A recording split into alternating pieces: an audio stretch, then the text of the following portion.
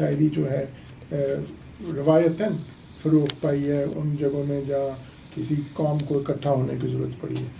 اس کے علاوہ آپ اگر ان شعراء کو نکال دیں تو اگر آپ بر صغیر پاک و ہند کے حوالے سے بات کریں تو جس وقت ایک سوسائٹی اسٹیبل ہوتی ہے، اور ہمارے پاس پروفیسر ویب صدیقی بیٹھے ہیں اس پہ بات کریں گے، جب ایک سوسائٹی اسٹیبل ہوتی ہے تو وہ کسی اور مسائل پہ بات کرتے ہیں.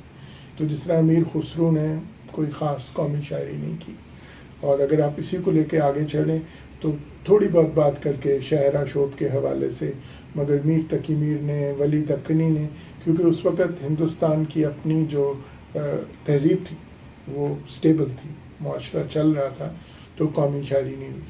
اس کے بعد اسی کو اگر آپ آگے لے کے چلیں تو جب پھر انگریز آئے اور اس وقت جب یہ سارے مقابلہ اور جنگیں وغیرہ ہوئیں تو پھر تھوڑی سی قومی شاعری کو بہت فروغ ملا. اور اس کے بعد جب ڈیورنگ برٹش راج ہم دیکھتے ہیں کہ خاص طور پہ 20ویں صدی کے اوائل میں قومی شاعری شروع ہوئی. اقبال نے خاص طور پہ جس طرح اے ہمالہ اے فصیل کشور ہندوستان، وہ ایک قومی شاعری کی مثال ہے. اس کے بعد رابندر ناتھ ٹیگور نے بھی اس طرح کی روایت کو آگے بڑھایا. قومی شاعری کو میرا خیال ہے اب آج کل کے حوالے سے ہم 4 یا 5 چیزوں میں تقسیم کر سکتے ہیں. اور پھر ملی شاعری ہے جس کے حوالے سے میں بات کروں گا، جو کہ زیادہ ملت جو ہے ٹرکش زبان کا لفظ ہے، تو ملت جو ہے وہ ٹرکش آٹومن امپائر کا کانسیپٹ ہے. ملی شاعری کی روایت زیادہ تر مسلمانوں سے ملتی ہے. مگر قومی شاعری میں میرا خیال ہے ایک تو بڑی ایک سمپل سا ہوتی ہے قومی شاعری جس میں آپ اپنے حالات کا تجزیہ کرتے ہیں، اپنے ارد گرد کا بیان کرتے ہیں. دوسری پہ قومی شاعری ہے جو کہ لوگوں کے جذبات کو ابھارنے کے لیے کی جاتی ہے، جس کا زیادہ تر رچ ضیا ہوتا ہے تعلق.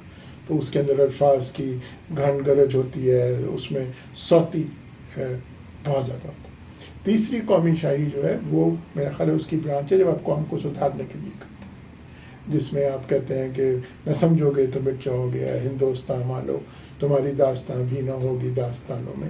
تو یہ بھی ایک قومی شاعری کا ڈھنگ ہے. اور چوتھی شاعری جو قومی شاعری کی میرا خیال ہے ایک اور نہج ہے جس میں آپ قوم کو مستقبل کو سنوارنے کی بات کرتے ہیں قوم کے، جس میں آپ کہتے ہیں کہ جس طرح حالی نے کوشش کی تھی کہ حالی نے لکھا کہ دہقان کے اوپر شاعری کی، وہ بھی ایک میرے خیال میں قومی شاعری کی ایک قسم ہے جس میں وہ اپنے قوم کو دہقان کے اوپر بات کرتا ہے، اور دہقان میں محنتی ہے، دہقان سچا ہے، بچوں کے لیے لکھی گئی ہے. مگر وہ بھی میرا خیال ہے قومی شاعری کا ایک پہلو ہے. اور پھر آخری جو قومی شاعری ہے جو کہ میرا خیال ہے ابیوز کی جاتی ہے، جو کہ ود آل ڈیو رسپیکٹ جس طرح ڈکٹیٹرز وغیرہ، یا جس طرح میرا خیال ہے مقصدیت ان کے پیچھے ہوتی ہے، یا جس طرح کے ضیاء الحق کے دور میں ہوا، کیونکہ رشیا بالکل بارڈر پہ تھا اور جنگ کا خطرہ تھا تو وہ قوم کو رکھنا چاہتے تھے. تو میرا خیال ہے قومی شاعری کے یہ مختلف پرت ہیں.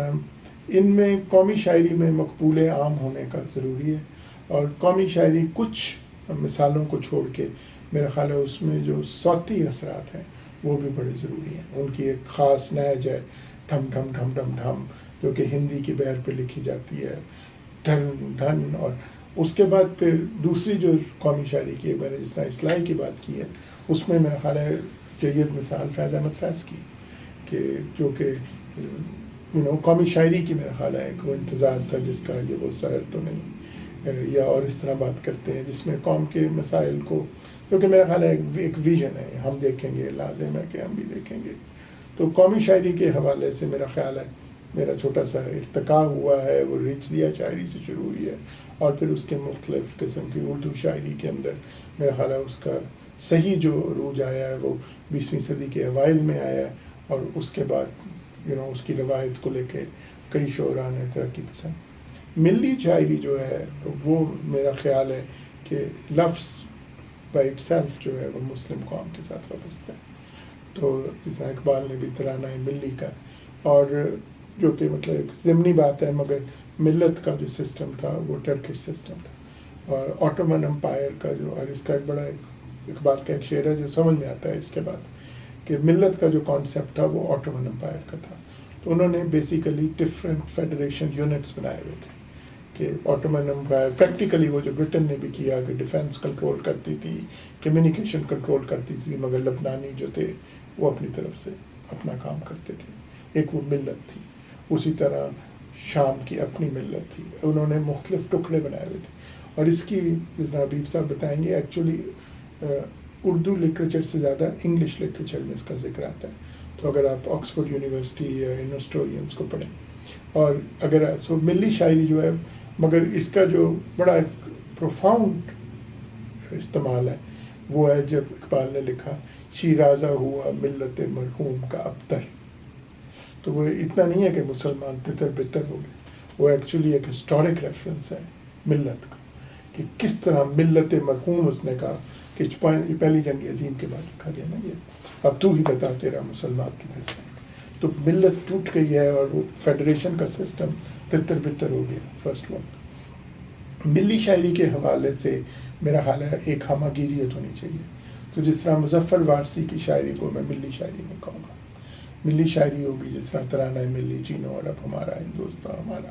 اور اس کی جو میرا نالج اس میں بڑا محدود ہے, مگر میرا خیال ہے حبیب صاحب کہیں گے, مگر جمال الدین افغانی اور ان کی جو پوری پین اسلامزم کی موومنٹ تھی, جو کہ ایک بہت زبردست چیز تھی, کہ ایک بالکل سلطنت عثمانیہ کے ٹوٹنے کے بعد ایک کانسیپٹ تھا جو کہ اقبال نے اس کو پروموٹ کیا ہے. اور میرا خیال ہے کہ اس کے بعد جو پاکستان بننے کے بعد ملی شاعری ہو سکتا ہے سیاسی وجوہات کی وجہ سے یا ہمارے اندرونی مسائل اتنے بڑھ گئے کہ ہم لوگ باہر نکل کے دیکھ ہی نہیں سکے. تو پاکستان بننے کے بعد اگر آپ دیکھیں تو اگر آپ لوگوں کے علم میں ہے تو آپ بات کریں گے, مگر ملی شاعری کم, جو میں کہتا ہوں نا ملت کے حوالے سے بات ہوئی ہے یا پین اسلامزم کے حوالے سے بات ہوئی ہے, وہ سم ہاؤ کم ہوئی ہے, یا شاعروں کو لگا ہے کہ یہ کانسیپٹ کم ہو گیا ہے. مگر یہ میرا ذاتی بڑا محدود تجربہ ہے, میں اس کے حوالے سے بات کر رہا ہوں.